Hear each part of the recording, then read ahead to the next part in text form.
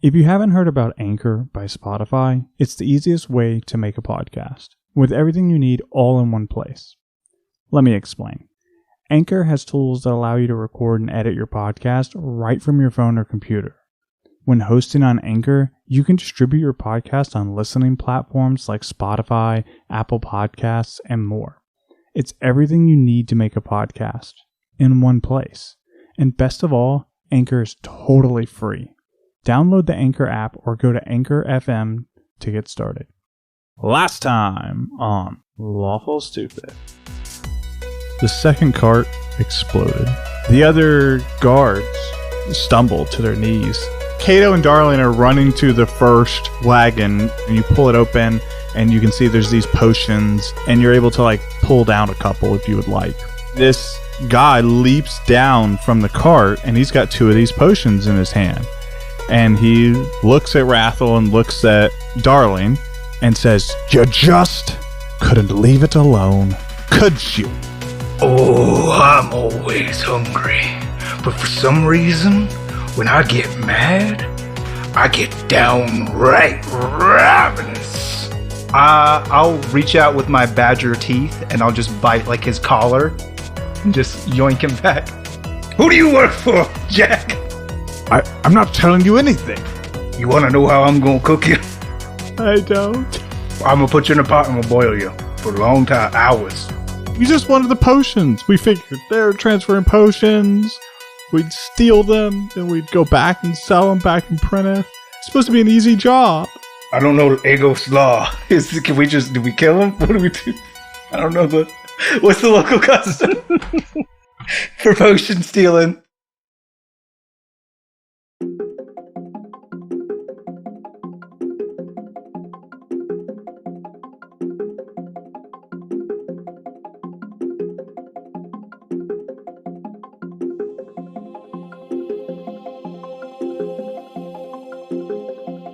We return.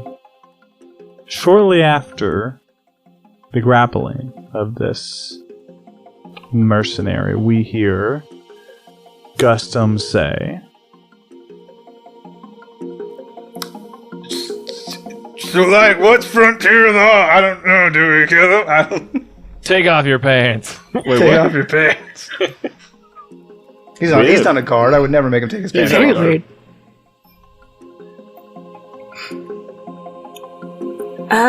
Could probably take him to Prentice and they might have a work program for people like him. Mm-hmm. Shrug.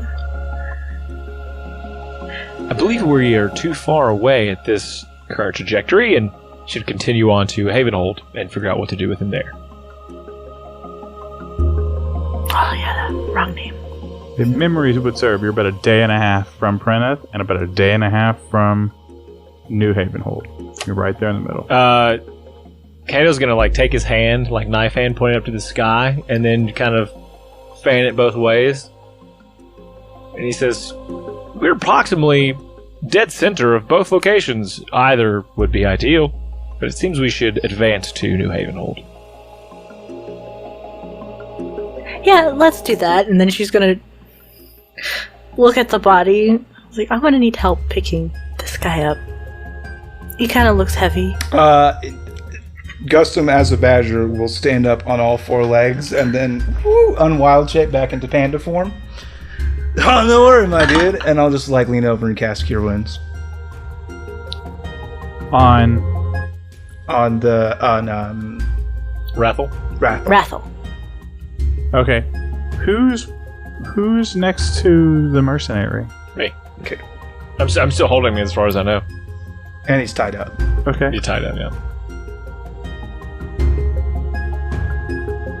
Okay. Cool. So you heal Rathel? Mm. Yeah, so you heal him, and it doesn't take long. He kind of wakes up. This awful dream. Oh no! Oh no! Oh, it's still a bad time. Okay. All right. He kind of looks up. What the hell? Okay. Okay, you restrained him. Good. And he walks over to this guy. Why? And they kind of go back and forth. He kind of gives him the same answer. And Rathel says, looks around. I'm missing one. He walks over to the edge of the path and sees that other mercenary. All right, you guys are all I've got then. Yeah. That's against killing him. Okay, so... Oh, okay, so out of character. Gus would never agree to this. But how sick would it be, Frontier Justice style, if we take one of those explosive bottles and just bounce it on his head while he's all hog-tied up and just walk away? See how long he can keep it from falling? That's his, punishment. See, that's not Darling style But either. Gus is a cool guy, but he'd be like, I don't know, maybe, we put him to work in my kitchen, you know?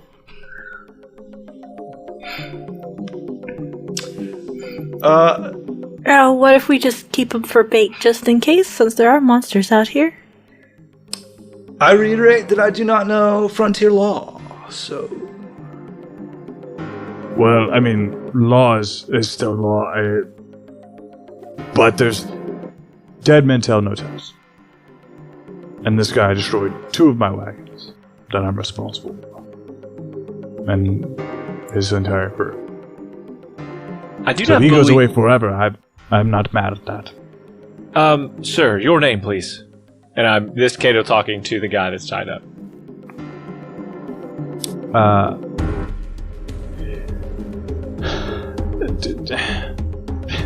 Just so you know, Kato is going. Kato wants to know, and I'm not doing it to test you as a DM. Kato, No, I don't think you are. sincerely wants he's going to refer to him all by name.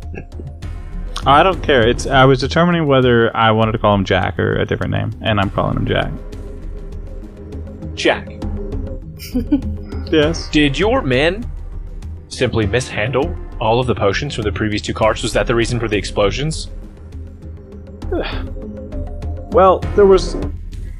Listen, I'm not sure. I wasn't in the middle of the cart. But my crew isn't the entire crew here, so I imagine they got caught. Who hired you to do this job? No one. We hired us. How did you find out about these goods? You mean the posted sign that says help wanted to protect these carts? Yes, but how did you expect to get to Havenhold, steal the things, and then be able to travel back without a way to transport them? Oh, we were just gonna risk it. Take the most expensive things in the cart. These carts are really expensive, and the stuff inside them is expensive. So we just thought we'd grab the most expensive stuff we could. And Kato will look around. And a bang-up job you did.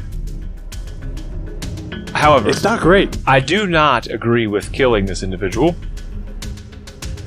I like you I more. would lobby for a fair and just trial, where if execution is decided upon, then so be it.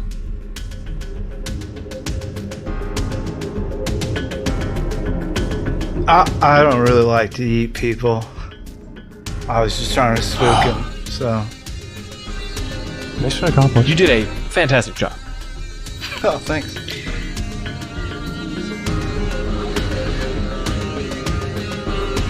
Well, we can keep him tied up in our cart.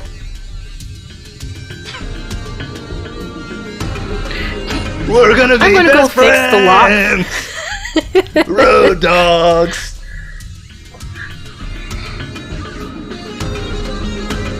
Okay, so what do you want to do with this guy? I him on the cart, I think he gets walks behind the cart. Gets pulled behind. That's gonna slow us down. Yeah, that would slow us down way too much. And if he stops and gets dragged, I don't want the certain Spice shouldn't have to carry this guy. It's a lot of weight. Yeah, just put him on the... He's on top of the cart then. So, Put him on Shotgun top of the seat. cart. Yeah.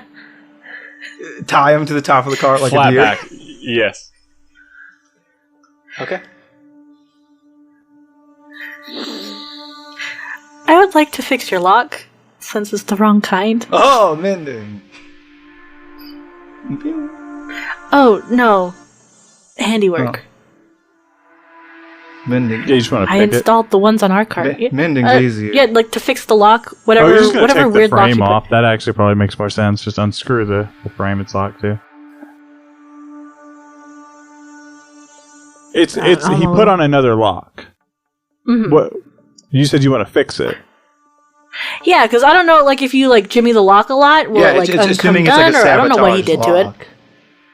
Yeah. So I just want to fix it and make sure that that whole case stays closed while we travel. Oh yeah, you can tell that you can either replace the lock entirely, or you can just see that it was like a different lock that he had fashioned up there. I would like to replace it. Yeah, you just replace it. It was a trick lock that he Sweet. could reopen easily. Sweet. We'll hop back out, look at Rathel, like, alright, it's all fixed. Thank you very much. But you guys aren't gonna steal from me, right? Ah. Just want to go to Haven. You have my word. And this seemed like a good way. There's only like a few people right now on this whole continent, and I figure like don't make enemies with any of them, because like that's a large percentage of the population that would hate you. Right? So the plan with tying him onto the cart, Go on. that's what you're doing? Just so we're checking? Yeah, we are tying him to the roof of the Panda Express. I believe is the best plan that we come up with. Kato and Gustum, I assume? Yeah, we're big boys.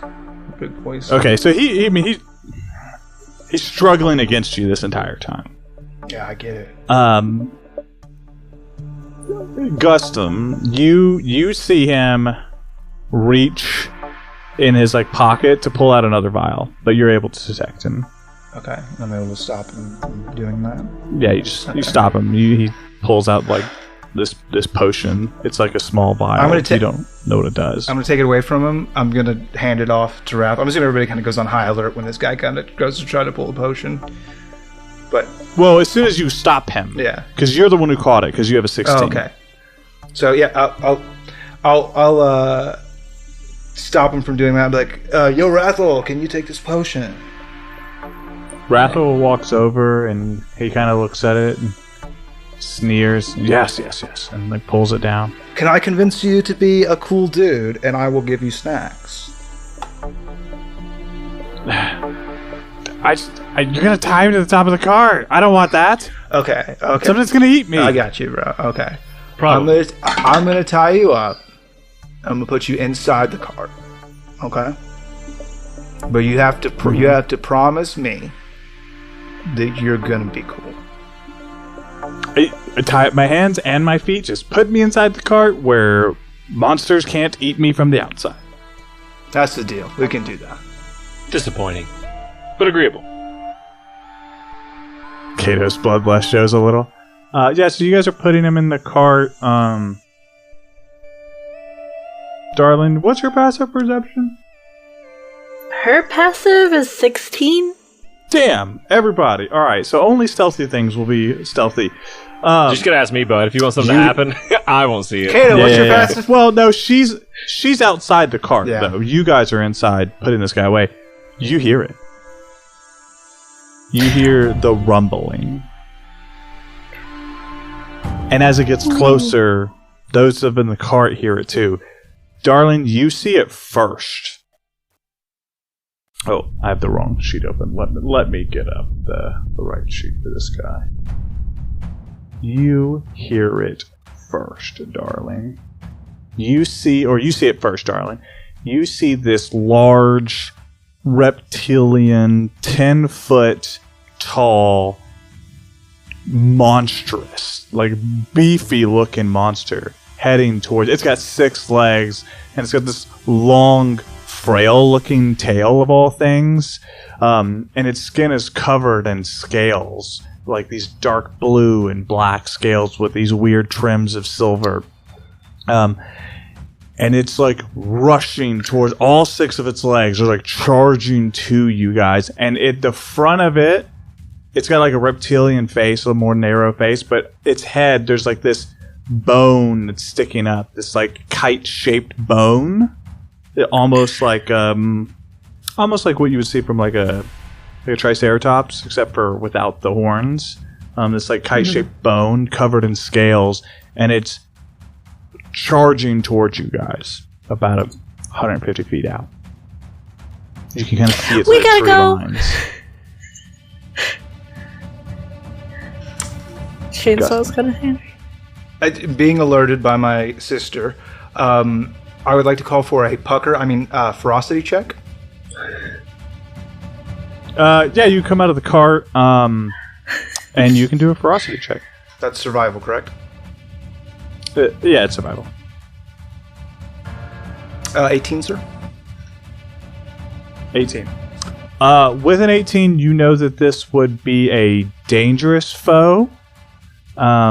You do not get a pucker. You do not get a full-on pucker. Not you know deadly, it would be just challenging. dangerous. Correct. So, whatever you want to do with that information.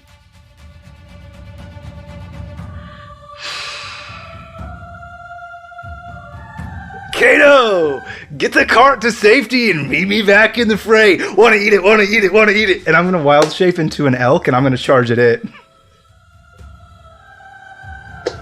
Roll initiative.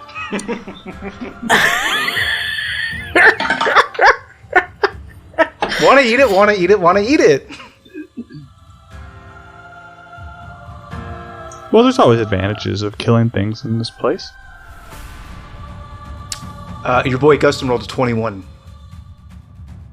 Your boy Kato rolled a 6. 15 for Darling. Whoa.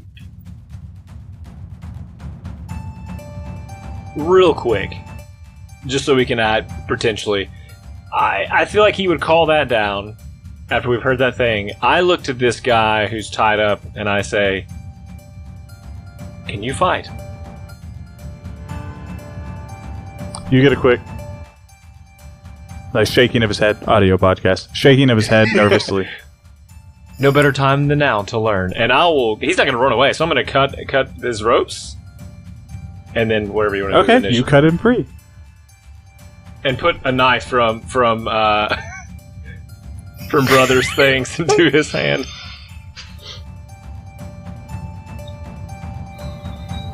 Okay. So- for the sake of that, So when you wild shape, it does mention that you can either have your gear still be on you or meld into your form. And I have mentioned that I carry a big big bag of pots and pans, and that a pot sticks Oh off the my. side of my head. When I- You're like and although I'm an elk, I continue to be panda colored and spotted. with just a cacophony of pots and pans. Ching, ching, ching, ching. All right, you shapeshifted into an elk. I did, yes, sir. Okay, and you're going to charge at him. Okay. Oh, there you got 50 feet of movement speed. All right. I'm going to say you meet him 50 feet out. Because you did that right off the bat. I'm going to say your turn, if you're okay with it, I don't want to take away agency, your turn can start right up on the monster, and you can utilize charge if you want when it's your turn. Yeah, if you let me utilize charge, charge, yeah. Perfect. Yeah, I just imagined you wanted to be I did. I wanted face front to this guy. I wanted first. this thing Yep. to come charging out of the woods and me to charge back and just meet heads with it. That's all. All right, great. So, setting up the scene, you kind of like leap off of this this highway, this road, which it's got a ditch. It's only 5 feet. Let's not make it dramatic, but you do leap. You look majestic. Only ruined by the clank, clank, clank, clank as you land, and you're charging full speed at this thing. And it is charging full speed too. All 6 legs and claws are hitting the ground, and it sees you. You bear head down. It bears head down, and that's gonna put Kato and Darling back at the highway, 50 feet out from this thing once they meet. I've given the other 2 people initiatives at the bottom, since you have released the mercenary, and then while they're not combatants, if they do things, I just want to have that in the stove. All right. As we unleash this combat, as this starts to unfold, Shane, Gustum, you did roll a 21. You are at the very tip top. Assuming you wanted to charge. Yep. Tell me what you wanted to do. I am charging. I am meeting this foe directly in the center of our two paths, and I'm just going to give it everything I can as I ram my big elk antlers directly into its stupid head. All right. If you hit with your attack, all right, so you're going to ram it. Why don't you roll an attack roll for me, please? Give me just 1 second. I got to see what that plus is specifically.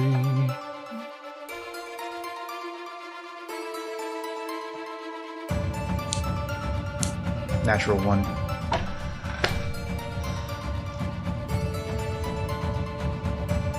Part of it. Yeah, part If of I'm going to fail, I want to fail spectacularly. You don't succeed. You rush into it, and I think here's what I'm going to do. You rush, you charge, you attack, and you headbutt this thing, and both of you headbutt head on, except for it is much larger than you, and so it just kind of lifts you into the air, kind of like scoops you up, and then drops you back down. And I'm going to say you don't have any movement left in the turn. That is fair. I will gracefully end my turn. Next up is the monster. And it is going to... What else could it do? Not think you're a threat at all. Oh, wow. Okay. And it kind of runs... like past you. I think it shoves you even. It doesn't like hurt you or anything like that, but it just shoulders you and charges forward where there's more, where it smells. And it I'll use my reaction forward. as an attack of opportunity. I just got to follow what I think this, like, not scared of this fucking beast would do. That's roll an attack. Fair. Another one. That's 14 to hit. You're not successful. You try to hit. You try to ram or hooves. Yeah, I just try to swing my antlers at him. Your antlers hit, but you can just tell that he's not phased by your unsuccessful attack. So he's going to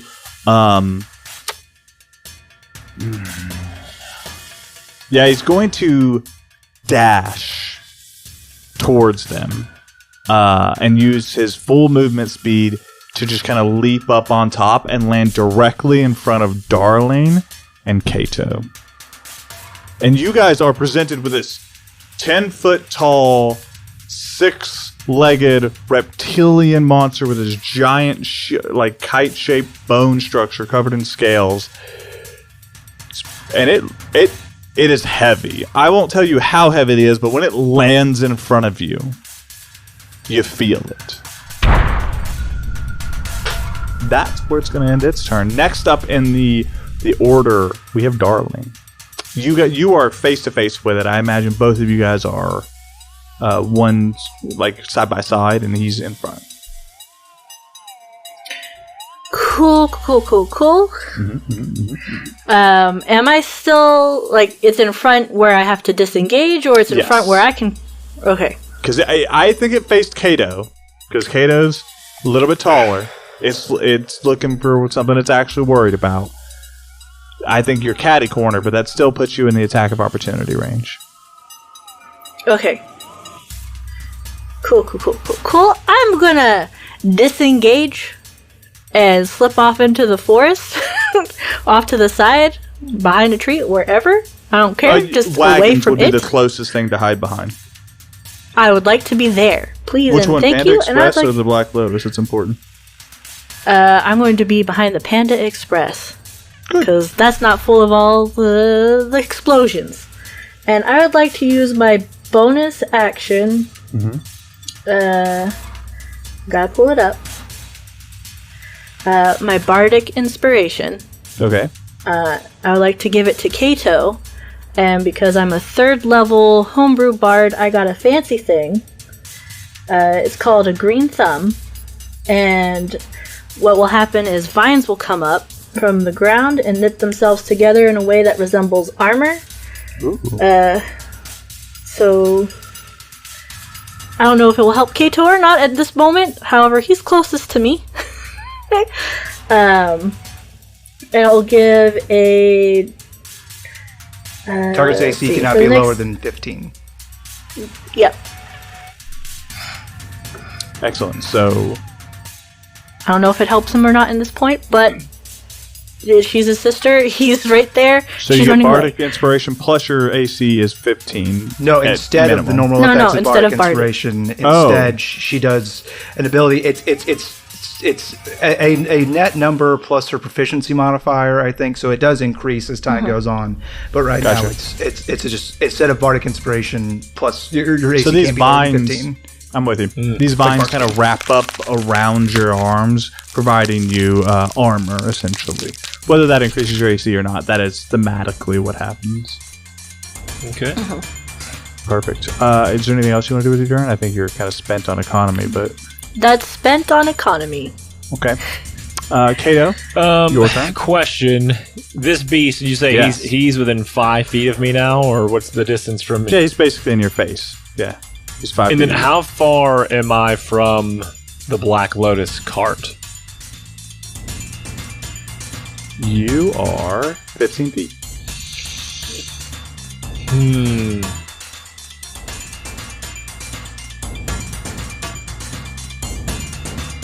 I would like to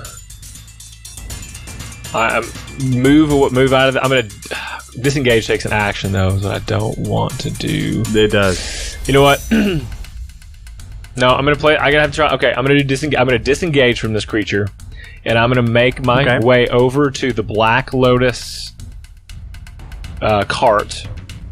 Yeah. Go into the back door. As a bonus action, I'm going to set my echo 10 feet to the right. Like if that thing is facing me kind of to its like left shoulder, I want to set my echo there. As a bonus action, that's my movement. I would like to break a lock on the potions again, or try to. Yeah, I'll say you can just break it. Yeah, because I know effort. You've already broken one. Okay. As you use an item, I'm not going to restrict you. I love where you're going. Yeah, so I know that's probably my action, so I won't get to throw one, but I'm just preparing for. Well, next your action was disengage. Oh friend. shoot! Sorry. Yeah. Okay. So I'm giving you use item to break a lock. Okay. So then I'm being very generous there because I love what you're doing. He's being a cool guy. That's all I have for that turn then. Yeah. All right. Yeah. Cool. Next up is going to be Gustum. I have a business proposition for you. Here's what I would like to do. Please tell me.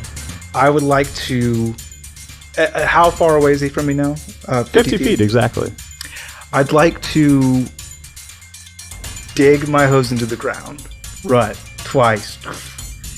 And I'm going to speak in my elk voice. I'll teach you to ignore me, sir! And I would like to run at this guy. I want to use my gourmand powers to draw forth my shunter scale blast as I then also like ram into my own scale that impacts him. And what I'm willing to trade for this is my whole next turn. Oh, I do love that. You want to use... Now, are you trying to use charge plus the shunter's ranged blast, or charge plus ram plus... Trying to use all three? I want to run at this guy as I run out. I'm 10 feet away because that's the range of the blast. I want to shoot the scale. That's an attack. I have to make it. If I whip the attack, I'll whip the attack. If my damage is low, my damage is low. Then I want to then do a ram attack against him, my melee attack. Which if that whips, it whips. Whatever. If I hit, then he has to make a DC check to see if he's prone. But I want to give up my reaction. My whole next turn, I'm helpless.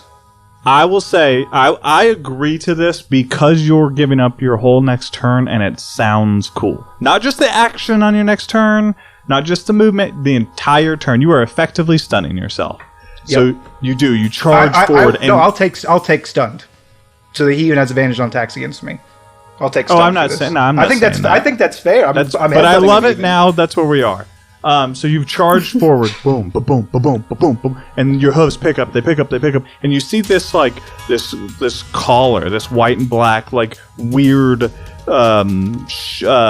scale-like shingle-like collar kind of form on this elk, and these two scale like almost like bone weird fragments shoot forward. Roll your attack. Let's see if any of this is worth it. Rule of cool, man. And I love that you came with a cost. You gotta go with it. Right? 16 to hit, sir.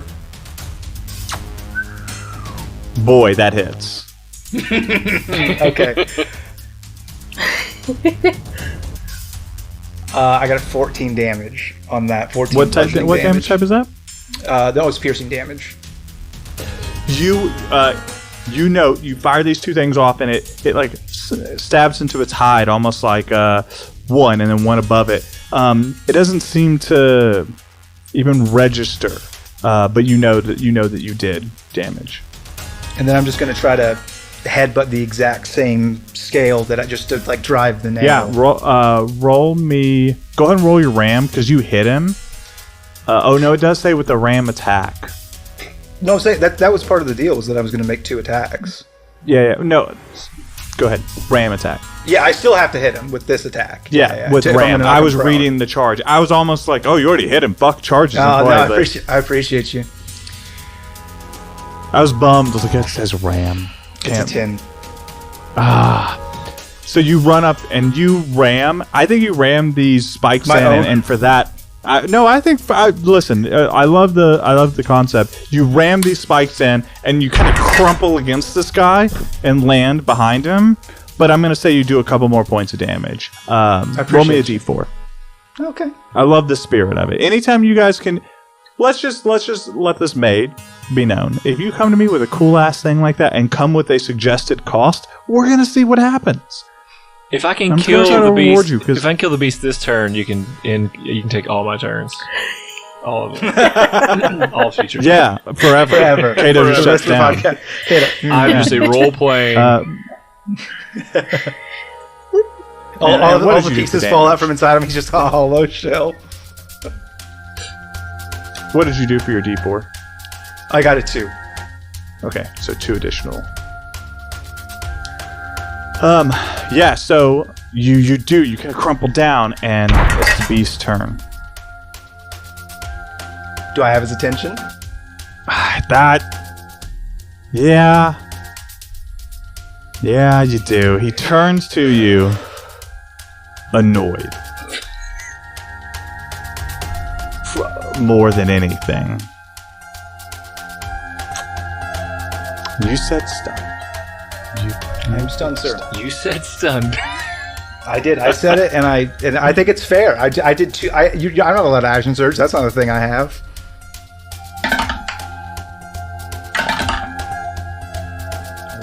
Oh boy. Well, I'm doing this is the roll to hit. 16 is Hits. first attack. Okay.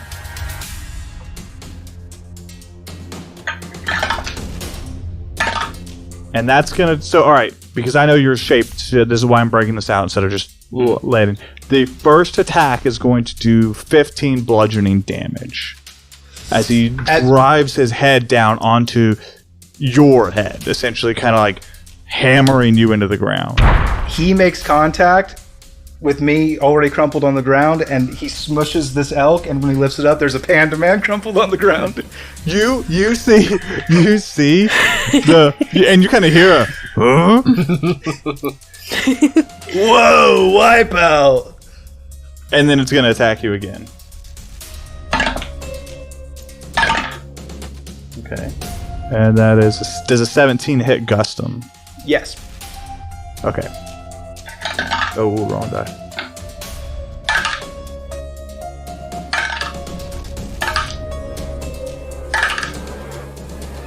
You're going to take 15 slashing damage.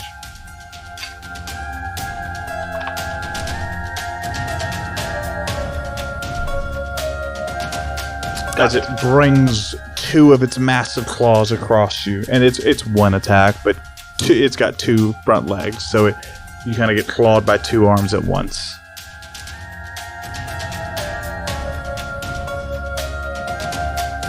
And that's where it's going to end its turn. Kato. No, Darling. Excuse me, Darling. Yeah. I got you. My best. Yeah. Right. Same thing. Again, the Bardic Inspiration Vines, she, soon worried, just point out that fan, she crawl around the cart, however, to get Gustum within her line of sight, just protective cocoon around her brother. Yep. So these vines form up and kind of build some armor that kind of goes up on Gustum's shoulder and chest plate. And then I'm gonna try a thing. I love it. We'll see how it goes. I'd like to use Silent Image, kind of towards a little far away into the corner of the creature. Maybe about 60. It wouldn't be 60. I guess 60 feet away from myself, but still in the corners of the creature's eye vision. And I'd like to create that entire creature that I see there to take up the whole 15 by 15 foot cube. And just make it appear there, please. Silent Image would be of an object, creature, or some other visible phenomenon that's no more than 15 foot cube. Okay. And so you're going to put it about 60 feet out, right? Is that what you're saying? My goal is 60 away from me. It's wherever it is in the peripheral of the creature, so it sees it. I don't know if it's going to think another one of it is scary, but maybe it'll be somewhat distracted by that thing over there instead of by us. Okay. So yeah, you use your fan, and are you dancing, singing? What does your casting look like? So she'll flip up her fan, and I imagine her dancing it's just kind of like a twirl of kind of fluttery motion, just to as one would be painterly with trying to create an image. That's how she's trying to conduct the sight. So with a twirl, your tail, you span, and the flourish and the flick of a wrist. Opposite of this appears another one of these monsters out in the woods. Kato. Oh, is there anything else you'd like to do on your turn? Call and response? That one's an illusion. I don't know if the creature will know. Yeah, it doesn't speak common. No, hopefully not. I don't know. Kato, it's your turn. I'm going to do something real weird, I think. I'm going to use a free action. I think it would be a free action to take We'll see. 2 of these potions. The explosions is what I'm taking. The explosion. The vermilion colored ones. Yes, 2 of those. I would then like to teleport to my Echo Self, which is 10 feet. Right next to it, yeah. And it's behind it. Yes. I'm assuming, based on normal animal anatomy, that this thing has a butthole. Can I see a brown star? A butthole. Okay, Dwayne, this is when I have to interject. As just a man who's studied a lot of biology, done a lot of research. If it eats, it poops. If it eats, it poops. I know you didn't have to delve into determine where the butthole. Yeah, no, hey guys, I know what I modeled after. It has a shitter, right? Fantastic. And most animals do, right? Whether they're easy to access or not. But this is a 6-legged creature. It has 2 steel plates that go ching, ching, ching, ching, ching to protect its butthole. And then behind those to make a real high you DC see a check. bunch of teeth just swirling, ready. It actually eats out of there. You did it wrong. It comes out the other When end. he yells at you. What are you doing in my butthole? Yeah, Devin, you can see its butthole. Great. I'm just gonna try to. I'm gonna fist this thing. I'm gonna put a potion right in there, and Your echo is going to.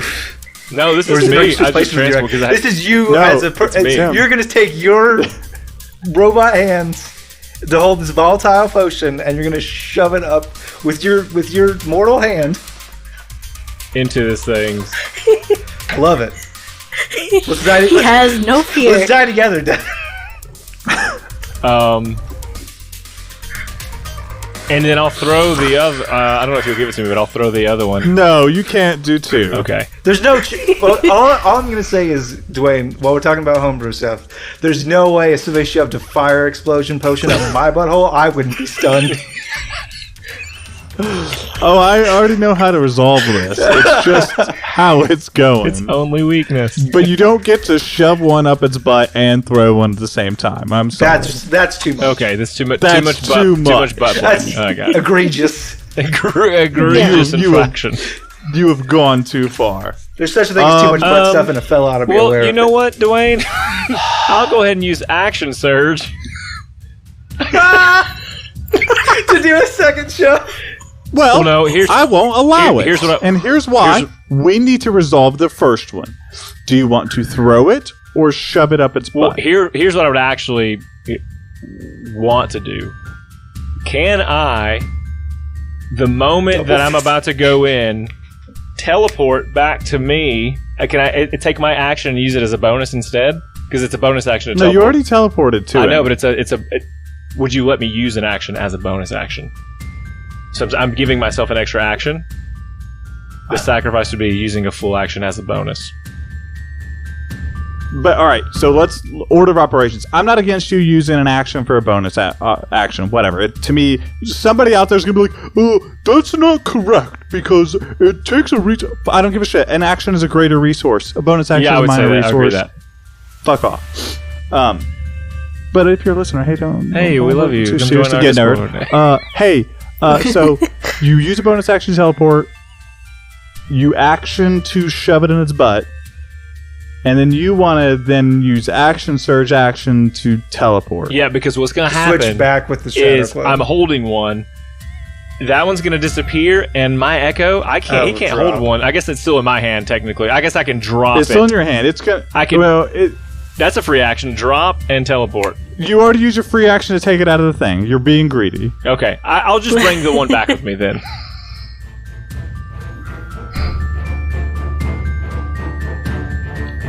I'm just trying to think how fast you can do all of that. Seems like it's pretty immediate. I mean, it'd be like Misty Step or whatever, right? I don't know, it's- Action Surge already is like he's It's moving incarnate. superhuman fast. Yeah. I know. I'm just trying to. It's not like he has to take a second. I'm just trying to think. When he shoves this thing up its butt, There's also the reaction. Let him You make a take that dex away. save with advantage to see if he can teleport away before the explosion. because I'm here to represent my client. I'm just trying to think of the explosion, right? Because these things explode on Right. impact. And What you're So it's about shoving gonna, time it- my it's gonna have to be. taught me we get to that it's shove gonna have to, if things. this is a lightning. This is a light. You already used your flashback. Dang it. This is you're going to do a lightning fast maneuver. He gets that, so a dex How- save. But because he's conscious of it, he gets advantage, and if he fails that, then he's going to take some damage when he teleports away. This thing is a big thing, though, right? Like we're this is a big butthole we talking about, right? I'm just worried about how you're going to detonate it and teleport away at the same time. I think don't so. want to detonate. I want to leave it in there. I want it to move around and detonate itself. I'm not trying Can I to be like honest? shake Can I be it honest with inside. you? No, Dwayne? that's different, and I appreciate the clarity. Yes, that's what I don't want to Dude, like that- make it with my hand. There's going to be about a second. I don't know exactly. I'd probably a little bit less than a second. There's going to be about a second that's going to happen from where it's going to be like, this is in your bum. And then it panic and fear will squeezes. set in, Yeah. and then he's gonna squeeze. Yeah, no, I'm with you. That's why I was curious. Gosh. Okay, let's do. We got 2 rolls to make because you're doing 2 actions. Okay. The first action is a How could it be anything but sleight of hand? sleight of hand, I guess. Yeah, it's got to be sleight How of could it be hand. anything but sleight of hand? Well, I was thinking you might athletics to just hard it's, punch that, but he's wanting to be delicate. I mean, I don't know what kind of AC this butthole has, but I got a 12. On that roll. Well, sleight of hand doesn't take into... Sleight of hand okay. is just the difficulty It's of what it's a you're 12. trying to do. It's a 12. Against a unexpected, non-sentient. Okay. There was a Can I ask you teleportation. this question? If you think of a cow or an elephant, is it just like the sphincter sitting as a gaping hole? No, it's... Is it You- sick? Is this a sick whatever it is? You reach up and shove it up there. With a 12, you do not see it go like in. Like it doesn't disappear. It is lodged I'm still, and I'm still going to tell. I don't care what and the you result is. bounce. Yep. This is where I want a dexterity saving throw.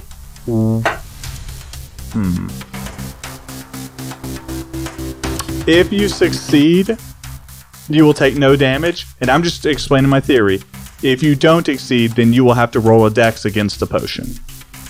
Okay, I got a 12 on the dex save. And the dex is what I consider the difficulty. I think you teleport away quickly enough Okay. to where you're not having to worry about Okay, this. now, note my echo is there again, so if that does fall out, I'll have to roll. Oh yeah, your echo's dead. Well, Right, because well, this potion... Okay. Yeah, absolutely. Don't even care. Just sorry, echo. Yeah, well, this you got to think it's gonna whether it succeeds or fails, it's taking damage. This potion explodes out of the backside of this thing. Roll. I'm trying to think. 50. No, I'm gonna say double the potion's damage. So roll 4d8. Butthole modifier. That's a standard butthole modifier. Well, if you would have pushed it all the way in and crushed That's it, a 4. That's a 4 times. We all know that. that was a 4, and that was what I was trying to think. And we all know that if you get something just in the rim, it's a 2 I times. love It's that clearly- Shane and I, clearly labeled for in the some reason, DMG. have these numbers and 16. agree upon them. Yeah. It's It's clear. We both have the DMG. 16 damage. Yeah, so you deal 16 fire damage. And it should be noted, Gustum, that this thing is essentially on top of you. I understand. Like, not in the sense that you share a threatened space, but it's big. It's basically on top of you. From the shockwave of this explosion. And gosh, darling, you are behind the Panda Express, and you kind of feel the Panda Express rattle as this explosion happens. And by the time you peek boy. out, though, you just see like flames coming from behind this. As far as you're concerned, this thing has a breath attack from the rear. Or something happened. There was an explosion Yeah. behind it. You don't know. But you see Kato by the cart just like... I did it! Yeah. Yeah. All right. Wow. Devin. Gustum. It is. Wipe out part, dude. Wait. No. Hold on. Gustum, you're under a guy. Kato, you're busy. Yeah. Okay. Gustum, it's your turn. Wipe out part, dude. I give it my next turn. Oh right, you're stunned. Oh. Yeah. Okay. Oh, no. Oh, it's this monster's The stun turn. condition. The stun condition ends at the end of my turn, but Yeah, it's this monster's turn. It turns. And it charges Kato. So it's going to charge forward. And it's going to attempt to headbutt you. How far out is he? You said 15 feet? Yeah, I think this was 15 feet. Okay. Oh, he entered my threatened space, so I'm going to go ahead and take my opportunity attack. Polearm What? Master. Oh, Wayne hold on, Master Master, I allows you forgot. to- I was like, no, man. Yeah, go ahead. Use your reaction. Is that what that is? Polearm Master's reaction Yes. to do that? It's an attack of Okay. opportunity. All Yep. right, let's see. on the way in. It's a 24 to hit. Yeah, that hits. And then D10. Where you at? That is a 6. I don't get to add the other modifier to it. So just 6 damage to that. Yes. Yeah, so you... How can I describe it? You put your polearm into its head that it's barreling down, and you hit it. And it does not enjoy, like, you just strike into the very thing that it's ramming you with to deal your 6 slashing damage. Actually, should be slashing. It would be slashing. Yeah, it would be piercing. What's the weapon? Yeah, slashing. Yep. All right, and it's gonna hit you. It's not gonna hit you. There's no way it hits with that. So you kind of like dislodge its tack, kind of push it off course. Oh, Devin, I will give you a choice because I think interactive combat is a little more interesting. With your attack, you can either veer him off or kind of stand your ground, like deflect him, because he's moving like he's a big guy, he's got a lot of momentum. So you can either like when you hit him, kind of like pull him down and kind of keep his attention, or you can kind of veer him off and use his momentum to move you. I want to veer him for sure. I'm in a cart full of these things, so I need to veer him. I hoped you would say that. So, and you do. You hit him with a polearm and you veer him towards the Black Lotus cart. No, that's the cart I'm in, because that's where I pulled that stuff from. So if he's... you're in the cart? Yeah, that's where I had to pull the potions from. So when I went back there... Oh, that's right. Yeah, so I'm veering him away from this cart that I'm in. Oh, okay. All right. So, yeah, you're going to veer him away. And so he He wouldn't charge that well, because if he's in front and the angle he's coming at would be like... if you're in the cart and you hit him and kind of steer him away, he's going to kind of... He's big, man. It's not like you're going to make him do a 90-degree turn.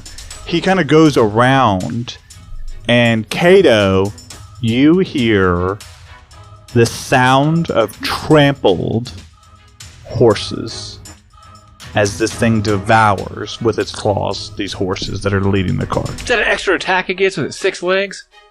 No, it gets multi-attack.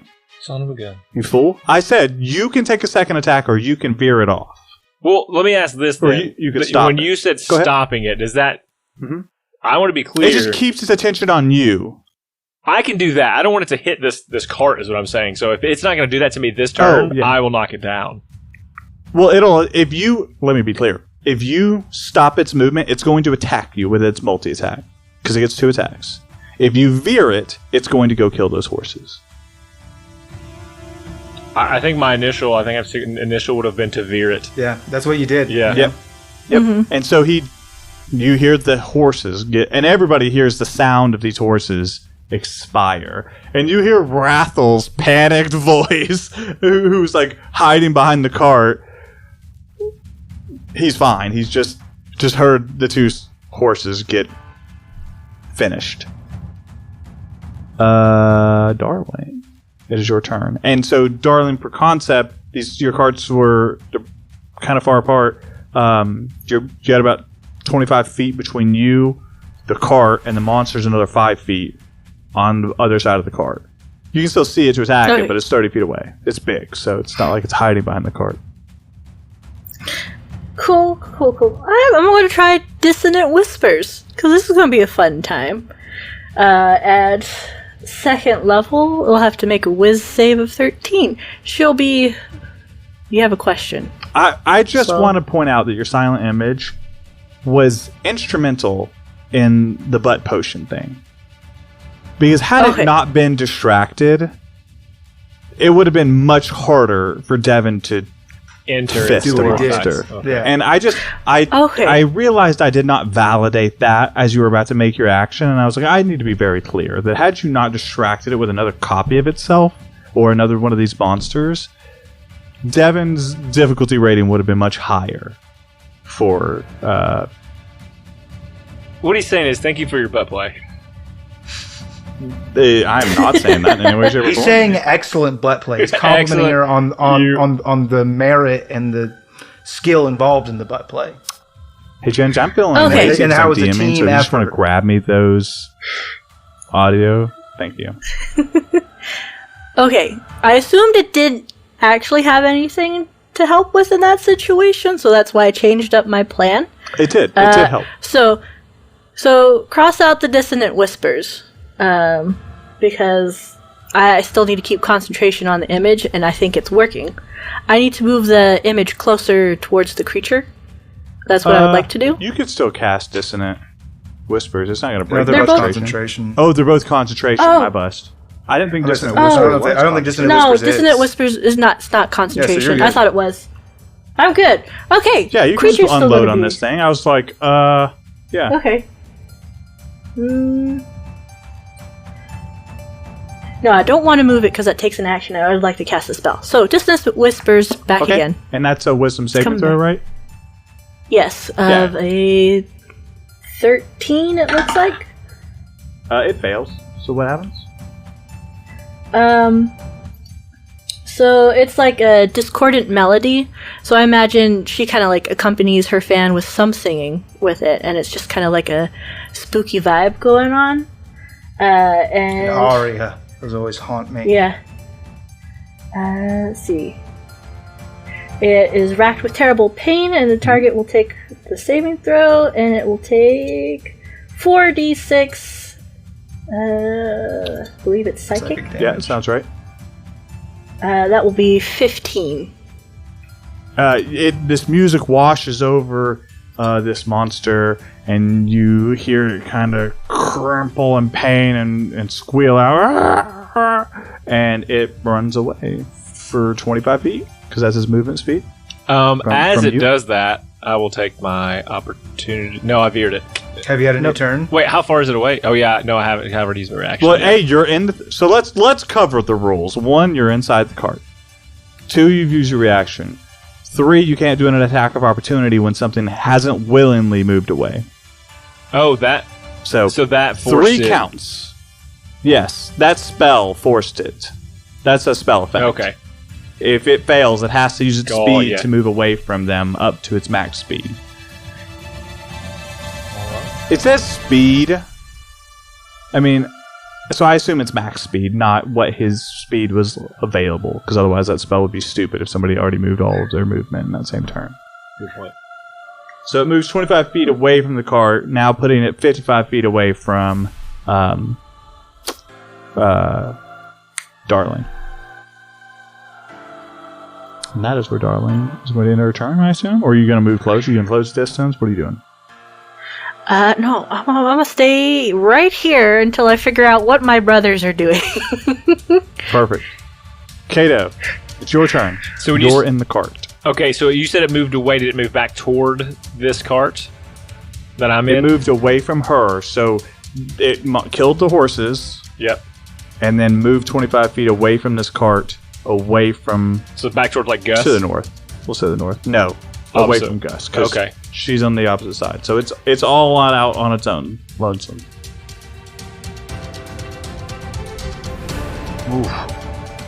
Maybe this is a good time to. Nope, the horses are dead. I can confirm those horses are dead. I can see that they're dead from here, from where I'm at in this one. You heard that you heard that they were wounded. But I mean, are they down? Is what I want to see. Can I see that if they're down? You could go out and, Yeah, I mean, I and imagine just the investigate it, door, but yeah. from inside the cart. Or you could there's See, a front cart, yeah. right? They can access it from the back. So yeah, you open the cart, you use your free action to open the cart, you look, and those horses are super dead.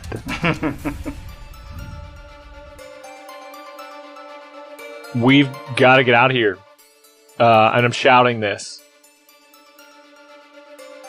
Is there time to hook these horses up? Response? I want to eat him. Fine. So I will take Mercy's Reach. Fine, I'll do it. I'll do it myself. And I'm just That's gonna I'm gonna manifest my Echo. Bonus action. Bonus Right action. there, just right next to me. Actually, 15 feet in front of me. And then I'll back up 15 feet. and stop there. And that'll be my turn.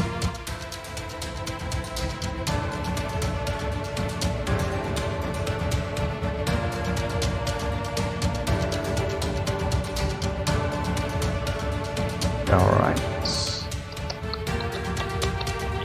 Checking. All right. Then it's going to be Gustum's turn. Gustum, welcome back. Thank you. It feels good to be back. So I'm sure he's very far, like 100 feet away from me now. From where you are, it's going to be 25 from the car. You're 15, 40 feet. 40 feet. Yeah, so he's Okay. 25 from the car. You're about 10 feet. Or you're 15 feet from the cart. Okay. So that's 40. We'll call it 40. I don't want to do the diagonal bullshit. Fair enough. I'm gonna back up. He's how many? 40 feet away. I'll back up 30 feet. My Yes, movement now he's speed. 70 feet away from you. And then I'll go. Working up an appetite. Time for an appetizer. And I'm gonna pull out a potato. I'm going to take the potato in my hand and I'm going to charge it with druidic energy and I'm going to throw it 90 feet. And that potato is going to land in the earth. A couple seconds pass. There's a rumbling and out from the ground emerges a panda bear made out of potato. A potato bear. I'm casting Summon Beast at 2nd level. I am choosing a beast of the land. Which lets me summon a spiritual beast. I'm just flavoring it as a panda. It obviously goes by the bestial spirit stats of the spell. That's very cool. It was all flavored with the love potato. I love it. I love it. So I want to cast that spell so that the bear will pop up on the opposite side of where Kato is from this beast, because it'll have pack tactics. Or I guess his, All right. wherever spirit is, whatever's most advantageous. Well, that's up to you. So if you throw it 90 feet, you can go 20 feet past it. That's 90 feet. It'd be 20 feet behind it. Or you can land it 15 feet in front of it where the spirit is. Or you can land it right in front of it. It's up to you. So I'll put the spirit in between the beast and the cart. Okay. Right next to the image, or just right in front of the beast, or Yeah, right next to the image. That's fine. As long as Yeah, there's, right next to there's the an ally within 5 feet and he's got 1 HP, but he's still an ally. The echo. Yep, that's fair. All right, so it lands right next to it, and it takes its turn right after yours, right? I think. I believe that's correct. Let's No, see, on my turn, it follows any actions I had. The only action it has one action. It has the maul attack action. It has multi attack, but it doesn't hit the spell level, so don't worry about it. And then if I don't give it any commands, it takes the dodge action. Oh, it takes a turn immediately after yours. Yeah, it takes a turn right Yeah, after you. Yeah, so now it's your turn. With And I'm the gonna go- bestial spirit. Get him, potato bear! All right, so what are you gonna do with this thing's turn? It's just gonna make an attack on him. But it's gonna have to move forward away from the spirit, because the spirit's not right in front of the monster. It's 15 feet or 10 feet from it. Okay, that's fine. I'm just being clear about the situation, because it's only had 25 feet. It had to move 25 feet from the cart. He was in the cart, sent his image 15 Yeah, feet as long as forward. the potato bear is still between the monster and the cart, but close enough Yep. to attack, that's what I'm going for. Yep. And And he'll still have it, because the ally is 5 feet behind him. So he'll still have pack tactics, actually. Sweet. All right. Awesome. So you're going to do...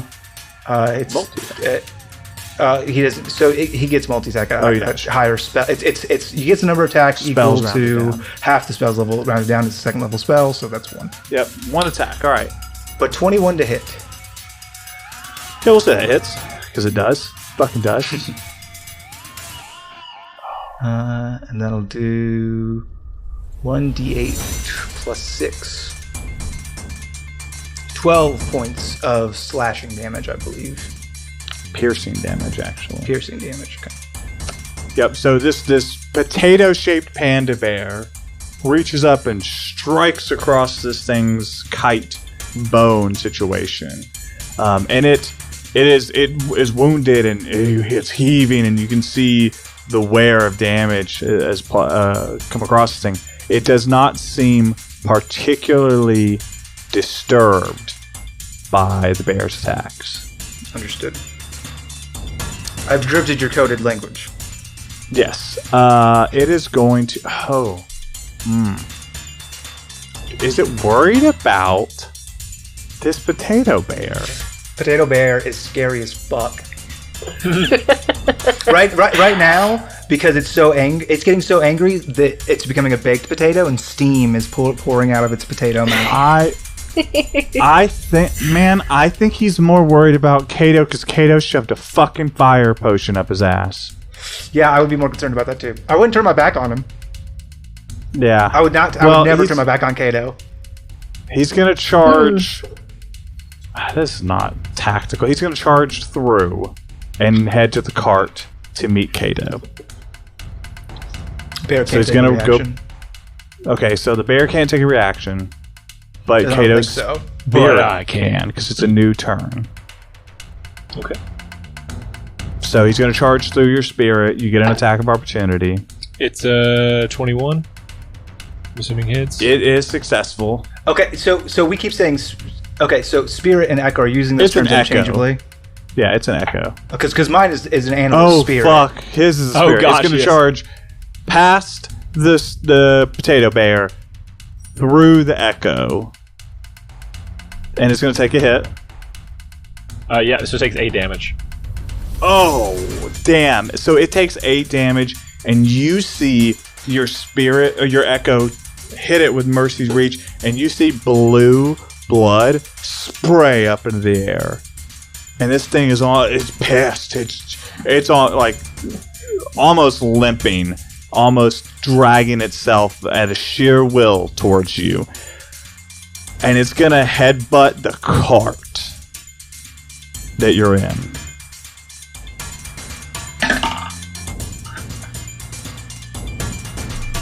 Kato, roll a dexterity saving throw for me. Well, here, let me tell you, Kato, I don't want to pretend what you would do.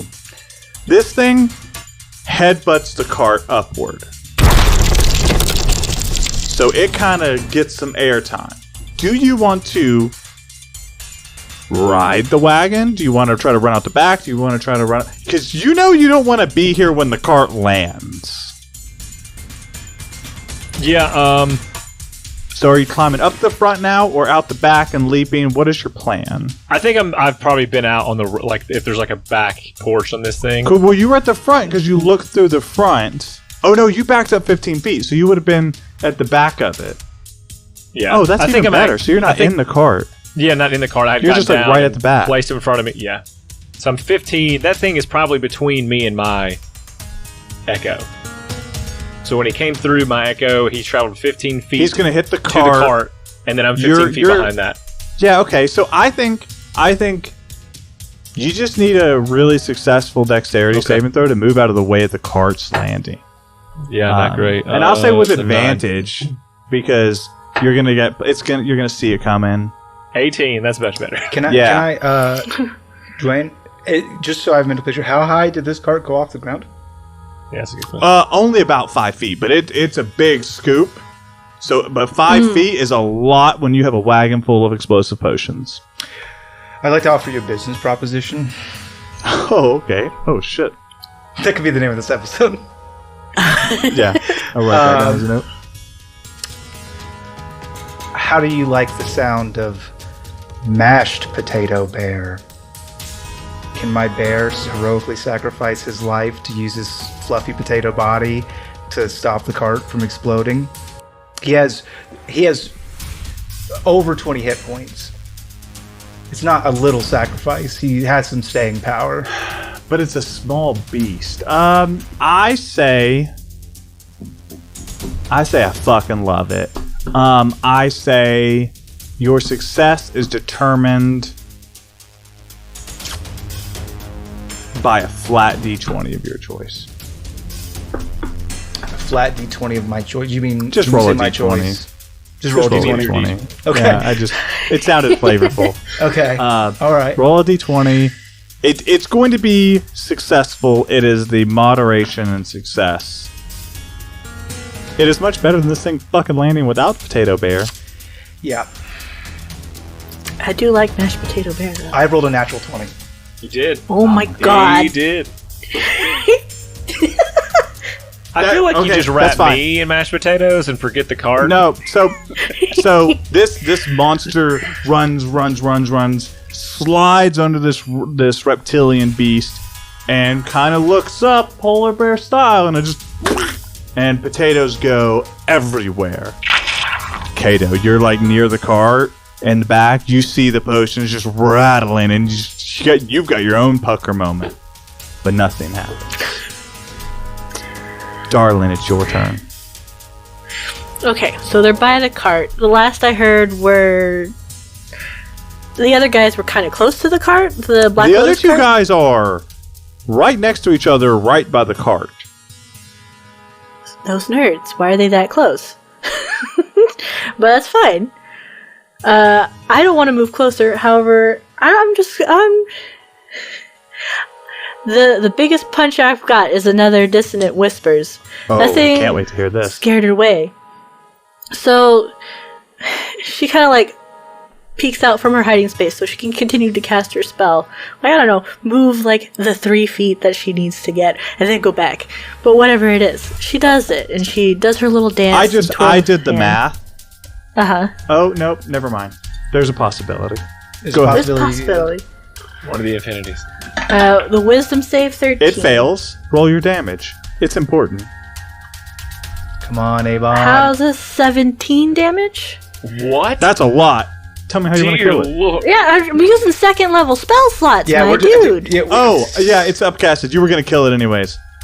Okay. It had 4 HP left. I was like, 3d6. There's no mathematical way. Upcasted. Yep. Yeah, you kill it. How do you want to kill it?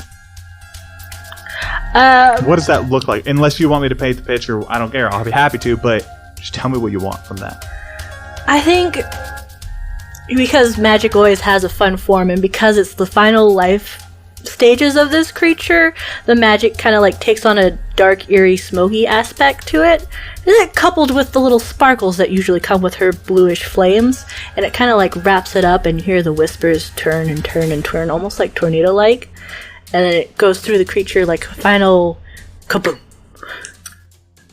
If I may add, you spin, you flourish, and with a flick of your wrist, this fan, this music, this melody, this smoke, and almost was like sparks leaping out of it. It surrounds this creature. The creature almost succumbs to this melody of death, and you watch as the smoke and sparks pour through its ears, and those closest can see the light leave its eyes as it drops with a heavy, heavy thud.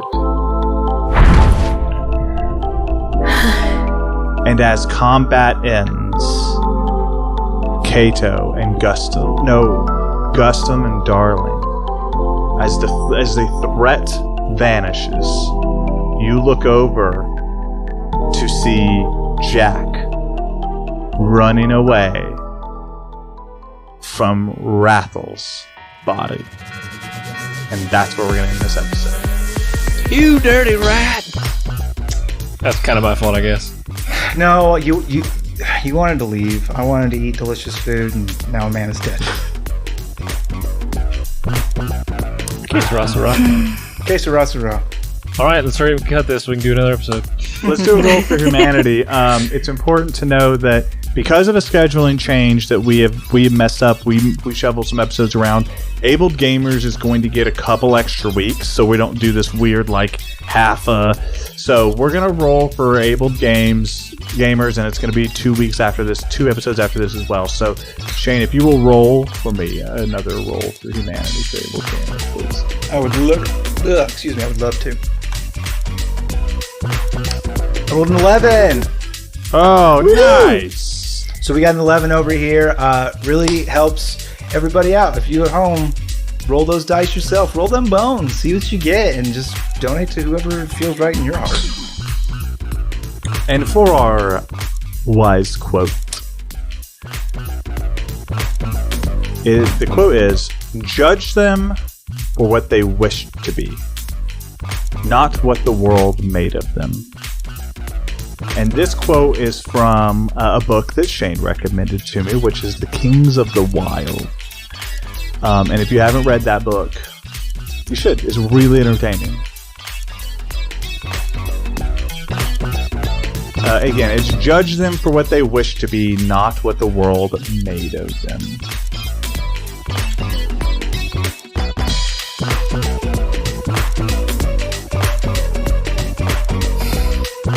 It feels deep.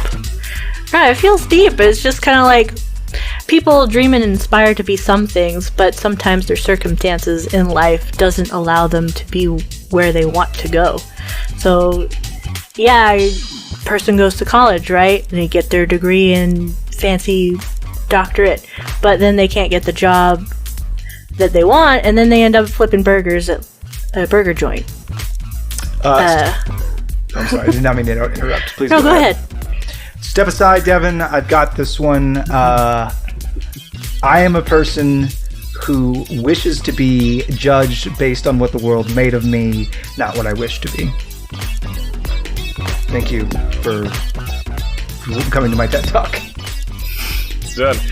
I was just going to say, I wish to be a rich person, but I don't have a rich person's monies. Well, that's not what we're talking about. No, but if you were to judge me, you would judge me as a rich person. But I would say, why aren't you giving more money to charity? You're rich. He's poor. Yeah, why aren't you rolling for humanity some more? You're super rich, Devin. I'm